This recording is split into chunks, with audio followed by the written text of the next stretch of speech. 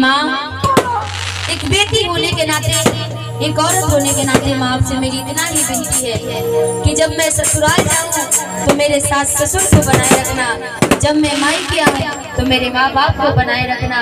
एक लड़की होने के नाते, एक बेटी होने के नाते माँ आपसे इतना ही विनती है हमारी कि मेरे दोनों घरों को सलामत रखना माँ, बस इतना ही सी विनती है मुझे आपसे।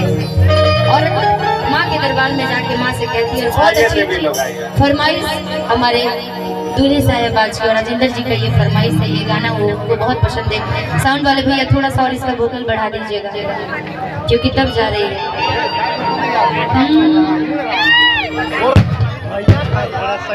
कि बनल ना हो नहीं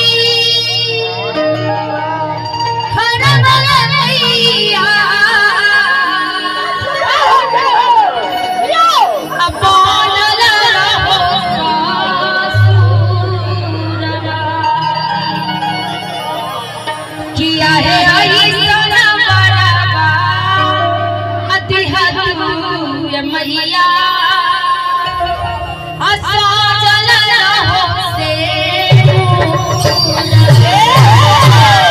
क्योंकि ये शादी की बात होती है, हर किसी का एक ना एक दिन शादी होगा। हर लड़के की ख्वाहिश होती है कि उनकी पत्नी बड़ी अच्छी मिले, हर लड़की की ख्वाहिश होती है कि उनके पति बहुत अच्छे मिले। तो ये जोड़ी जो पति पत्नी की होती है हमेशा सलामत रहे। और औरत कहती है क्या, आइएगा कि